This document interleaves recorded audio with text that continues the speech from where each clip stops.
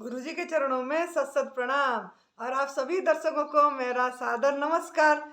मैं साध्वी आनंदी माँ दिव्याशीष आश्रम सुंदर नगर मंडी डिस्ट्रिक्ट हिमाचल प्रदेश में निवास करती हूँ। मेरा फ़ोन नंबर है 8219172304 8219172304। आज मैं आप लोगों के समक्ष एक ऐसे साधक को मिलाने जा रही हूँ जिन्होंने यहाँ हमारा तपोभूमि में हमारा दिव्याशीष आश्रम में हिमाचल प्रदेश में दिल्ली से आए हैं। उनका नाम है अनिल शर्मा एडवोकेट और उन्होंने दिल्ली से आए हैं। उनका यहाँ क्योर करने साधक हैं तो यहाँ साधना करने आए हैं, तब सेवा सुमिरन का मार्ग को अपनाने के लिए आए हैं। और उनका मल्टीपल माइलोमा कैंसर डिजीज है, मल्टीपल माइलोमा कैंसर। तो इन्होंने इनके मुख से सुनेंगे हम कि यहाँ उन्होंने 10 दिन हुआ इधर आए हैं और यहाँ तप कर रहे हैं और तप भी कर रहे हैं, सेवा भी कर रहे हैं और सुमिरन भी कर रहे हैं। तीनों को साथ साथ कर रहे हैं इन्होंने। और तप तो यही कर रहे हैं कि जैसा हमारा नई भोजन प्रथा प्रणाली में बताया गया है, आहार का परिवर्तन कर दिया इन्होंने। अब माँ प्रकृति का mother nature food God made food जैसा है ऐसा वो रह रहे हैं। और कैसे रह रहे हैं वो खुद मुख में बताएंगे। और बाकी सेवा भी दे रहे हैं। सब मतलब हमारा इधर जो भी काम है, शारीरिक सेवा, सब्जी सुधारना, जूस बनाना, इसमें भी उनका सहयोग होती है। और सुमिरन ध्यान में बैठते हैं, दोनों टाइम भजन में बैठते हैं, ये भी होती है। तो उनके मुख में अभी सुनेंगे अनिल शर्मा जी के मुख से कि उनको कैसे प्रेरणा मिला यहाँ आने के लिए, यहाँ क्या लाभ मिला उनको आके। तो अनिल जी आप बताइए साधकों को, हमारे दर्शकों को। हाँ जी। ऐसा है जी, मेरे को सितंबर 2020 में डिटेक्ट हुआ मल्टीपल माइलोमा कैंसर जी जब मेरे को पता चला तो मैंने उसका टेस्ट के लिए, जब मेरे को डॉक्टर ने कहा जी आपको एप्रीहेंशन ये है कि आपको कैंसर होगा, तो मैंने उसके लिए टेस्ट कराए। तो मैं झज्जर वहाँ गया, हॉस्पिटल में चेक हुआ तो मेरे को उन्होंने मल्टीपल माइलोमा कैंसर डिटेक्ट किया, जी जो कि मेरे पे बॉडी में 68% था, जो कि हाई रेशो होता है। उसके बाद मैंने वहाँ से उनसे ट्रीटमेंट वगैरह लेना शुरू करा। उनके ट्रीटमेंट के 1 साल तक जो है उन्होंने जो मुझे ट्रीटमेंट दिया उसमें वो मेरा नीचे आता चला गया और कम होता चला गया। लेकिन उन्होंने मुझे कहा जी ये दोबारा बॉडी में आ सकता है, तो आप बेहतर ये है कि आप बोन मैरो ट्रांसप्लांट के लिए चले जाएँ। तो वो मैंने उसे अडॉप्ट नहीं किया। मैंने कहा नहीं जी, मैं इसे वैसे ही चलाऊँगा। मेरे को आप ये जो ट्रीटमेंट दे रहे हैं मेडिसिन्स का, यही देते रहें। केमो लिए थे? कीमो का उन्होंने जी मेरे को जो है इंजेक्शन दिए थे, जो जी लाइट इंजेक्शन थे वो मेरे को चल रहे थे। जी वो मेरे को शुरू में वीकली 1 लगा करता था। फिर जैसे जैसे मेरा कम होता चला गया तो उन्होंने वीकली से उसको जो है ट्वाइस इन ए मंथ कर दिया, महीने में 2 बार कर दिया। लेकिन उसके 1 साल बाद जब मेरे को दोबारा बढ़ने लगा तो उन्होंने फिर दोबारा वीकली मेरा शुरू कर दिया। तो जब मैंने उनसे पूछा तो वो बोले जी देखिए ऐसा है कि ये क्यूरेबल तो पूरी 100% है नहीं। अच्छा, तो जवाब दे दिया तो नहीं है आप बोले। उन्होंने ये कह दिया, बोला ये आपके लिए तो बेहतर ये रहेगा कि आप इसका ट्रांसप्लांट करा लें तो आपको 5-6 साल मिल जाएंगे। इट्स मीन ये था कि भी ये क्यूरेबल है नहीं। तो फिर मैंने ये सोचा, मैंने कहा भी अगर ये है नहीं तो फिर मैं क्यों इसको इतना वो कराऊं, क्योंकि के रीज़न क्या है कि कैंसर एक बड़ा एक्सपेंसिव ट्रीटमेंट है। जी अच्छा, इसमें मेरा काफ़ी लग भी गया, फिर भी मैंने सोचा कि भी चलो, क्योंकि रीज़न क्या है कि इसमें फाइनेंशियली बहुत वो होता है। तो इसलिए मैंने सोचा, मैंने कहा भी ऐसे तो काम बनेगा नहीं। फिर मैंने जो है नेट वगैरह पे देखा और उसमें देखा तो मैंने देखा एनडीएस के अंदर। जी न्यू तो डाइट हाँ, न्यू सिस्टम का, डाइट सिस्टम का। आध्यात्मिक केंद्र जी जी आश्रम जी। के बारे में पता लगा तो मुझे आपको। वहाँ पता चला, मैंने बीबी चौहान जी का वो देखा, उनसे पता चला, उनसे मेरी बातचीत हुई। उन्होंने बताया भी देखो ऐसा, हम दवाई वाई तो कुछ करते नहीं, लेकिन क्या है कि हम तो आपके खाने पीने का और आपके उसका अध्यात्म जो है उससे जो है आपको जो है चेंज करेंगे और उसी से आपको सारा इसका चेंज मिलेगा।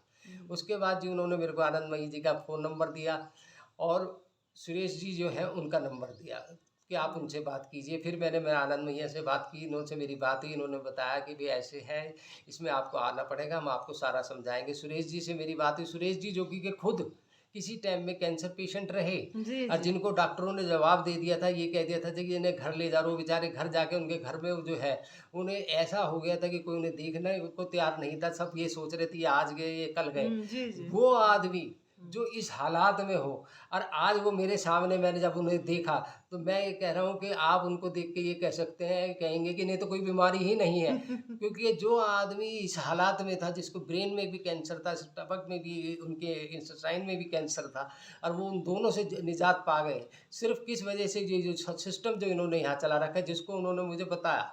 तो मैंने जब उन्हें देखा तो मैंने कहा, देखा कि मेरे से भी वो जो है फिजिकली वो कम है, लेकिन मेरे से भी ज़्यादा एक्टिव है।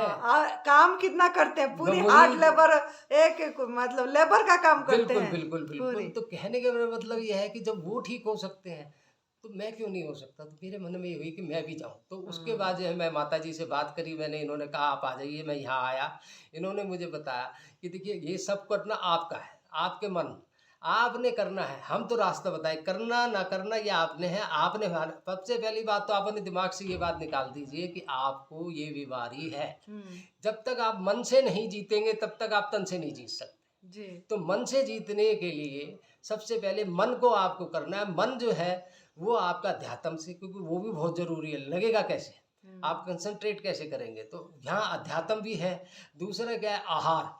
जैसा आप खाएंगे वैसा ही आपका शरीर बनेगा, वैसा ही आपका तो यहाँ आके आप वो आहार जो लेते हैं वो आप उसको नेचुरल उस तरीके से लेते हैं जिस तरह से वो कुदरत हमें देती है। आग में नहीं पकाते हैं।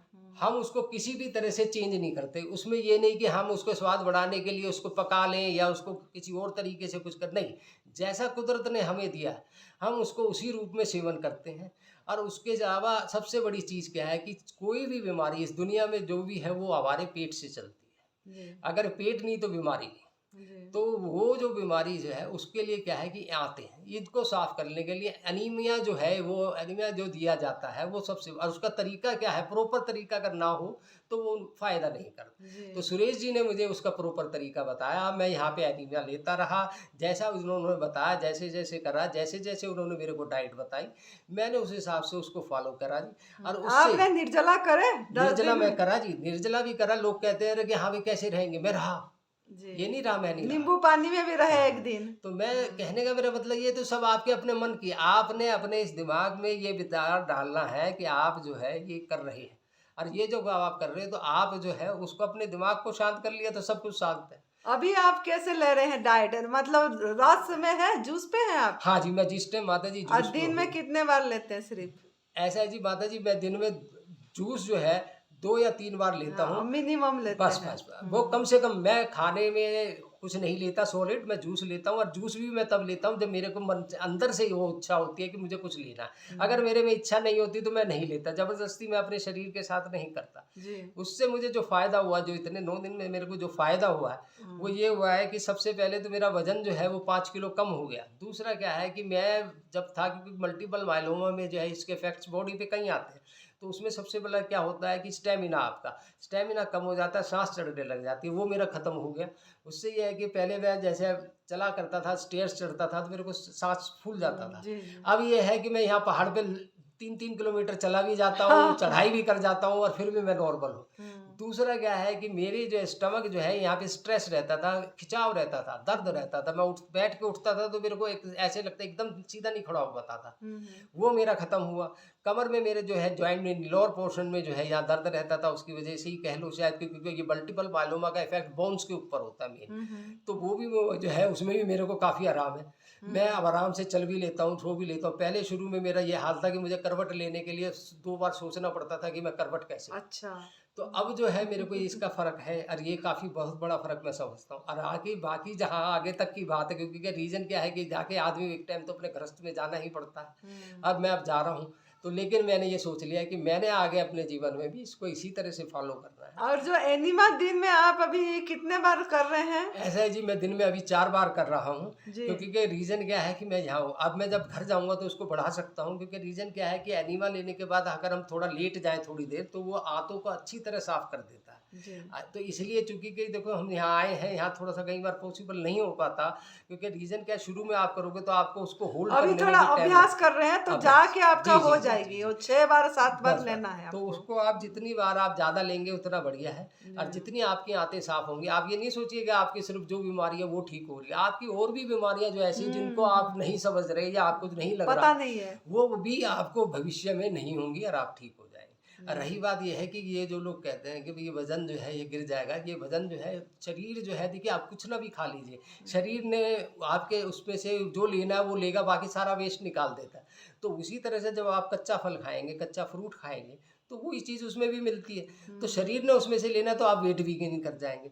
वो तो डिपेंड ये करता है कि जी आपने अपना वेट कितना रखना है। ठीक है जी। तो इसलिए इसलिए ये आदमी को इस चीज़ की चिंता नहीं करनी चाहिए कि मेरा तो बिल्कुल ही वजन बैठ जाएगा, ऐसी कोई बात नहीं है। ये सब आपके आहार के ऊपर, जब आप यहाँ आएंगे तो ये आपको सब तरह से बताएंगे कि आपको किस तरह और से कैसे। वातावरण आपको कैसे लगा यहाँ का? वातावरण ऐसा है जी, मैं आपको सही बताऊं, दिल्ली की मैंने परसों चेक की थी तो एयर क्वालिटी 2075 थी, 275 सॉरी, और यहाँ की मैंने चेक करी तो यहाँ थी 27। तो आप यहाँ से ये एयर क्वालिटी का अंदाजा लगा, और इतना पीसफुल माहौल है कि अगर आप यहाँ बैठ जाओ तो आपको कुछ भी सुनाई नहीं देगा पंछियों की आवाज़ के सिवा। मौसम इतना बेहतरीन है कि यहाँ पे रात को कंबल लेके सोना पड़ता है, और दिन में अगर बादल हो जाए, बारिश हो जाए तो बाद में बात होती है। तो इसलिए जो है अभी जो है, जहाँ तक जो है मौसम की बात है, बहुत अच्छा शांत और प्राकृतिक और अध्यात्म तौर पर। दूसरा क्या है कि रोज शाम को हम सुबह या शाम आरती में बैठते हैं, सब ध्यान अपने लिए देकर। ज्ञान देते हैं। माता जी जो है हमें समझाती हैं क्या है क्या नहीं, क्योंकि रीजन के जब तक आप अध्यात्म से नहीं जुड़ोगे इस चीज़ को नहीं समझ सकते। क्योंकि के वजह क्या है कि हमारे अंदर जो है वो ही परमात्मा है। हमने उस परमात्मा से संवाद करना है। हम उस परमात्मा से कैसे संवाद करते हैं ये हमें सिखाया। और जब हम उससे संवाद करेंगे, जब हम उससे संवाद कर लेंगे और जब हमारे उससे बातचीत होगी, तो हमारी बीमारी हमारे में कैसे रहेगी।